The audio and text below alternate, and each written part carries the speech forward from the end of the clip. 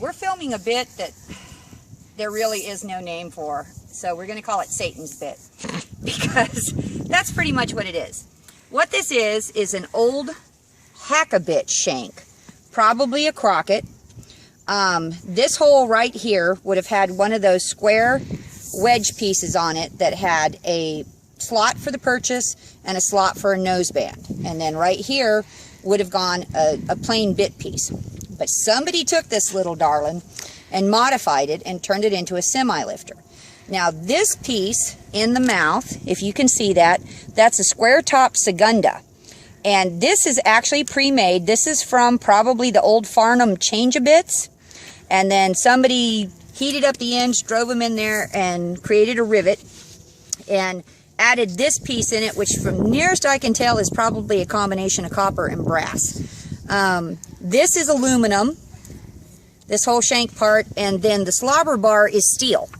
So it's really, really, really cobbled together. Frankenbit. It's Frankenbit. Yeah, that's a good name for it. We'll call it that instead of Satan's bit. So in order to get this to fit and to be able to use it and not have the slobber bar interfere with our post, we've had to kind of improvise and put this block of wood back here. Now, if you look at the bit, when it's just hanging in the mouth, the port is already set at an angle. So when the mouth is closed, that thing is snugged up against the upper bars immediately. Now, when the mouth is open, if you look right where that juncture is of the port and the cannon, it's right on the bars, and it's on both sides like that. So this bit is a bar pressure bit in a big way. It's going to suck up the tongue in there. It's going right down on the bars of the bit. So with his mouth closed, if we pull, oh, my little block of wood came out. I've got to make my curb chain tight with my little block of wood. Way to go. I know, I'm just messing this up. If we pull and ratchet this back,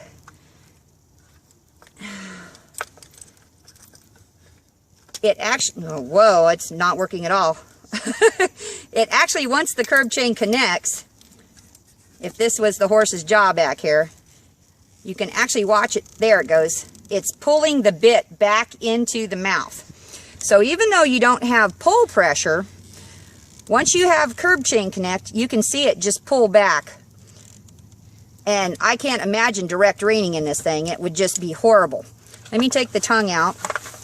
This one is really hard to do. Now you can see it down over the bars. It's right at the Formosa holes.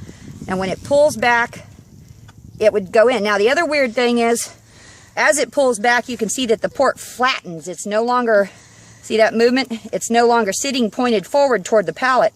It actually levers the port. So this thin edge of the port at the top here, come around and shoot that. This thin edge is like a knife blade. And that would actually be what is going back into the tongue. You can see the port rock back and forth there. So this is extremely high leverage, and somebody just had to be crazy in the welding shop to create this monster. And I really can't imagine what the purpose was other than to create just tremendous amounts of paint, because there's no finesse. There you can see the port roll back against the tongue. No finesse to it whatsoever. Just a really heavy-handed, nasty bit. So I don't... Okay, so we put Frankenbit on the horse.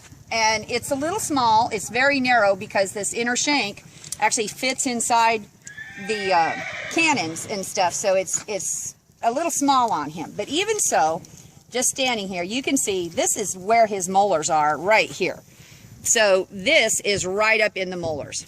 And when you move it, the movement actually pulls the purchase backwards. So remember that big port that spooned back?